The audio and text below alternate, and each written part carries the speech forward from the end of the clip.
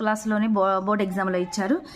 ఇప్పుడు మనకి C angle కనుక్కోమన్నారు. First మనం దీనికి 130 ఇచ్చారు. ఇప్పుడు ఇది ఎలా ఉంది, లీనియర్ పెయిర్ ఆఫ్ యాంగిల్గా ఉంది కదా, అంటే ఇలా ఉంది. ఇది వచ్చేసి 130 డిగ్రీస్, ఇది మొత్తం మనకి 180 కదా.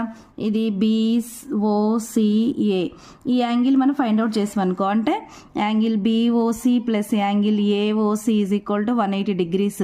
మనకి BOC 130 ఇచ్చారు, angle AOC is equal to 180 minus 130 అంటే 50 డిగ్రీస్ వచ్చింది. ఈ యాంగిల్ 50 డిగ్రీస్ వచ్చింది. మనకి ఈ యాంగిల్ కనుక్కోమన్నారు, ఏ యాంగిల్ ACO కనుక్కోమన్నారు. ఇది 90 డిగ్రీస్.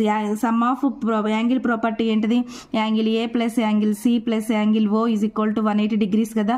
యాంగిల్ A 90 డిగ్రీస్ తీసుకుందాం, యాంగిల్ C మనం ఫైండ్ అవుట్ చేయాలి. Angle O 50 degrees, 180 degrees. Angle C వచ్చేసి 180 మైనస్ 140, 40 డిగ్రీస్ అవుతుంది. ఇది 2 మార్క్స్కి ఇచ్చారు. క్లియర్గా వీడియో చేస్తా చూడండి.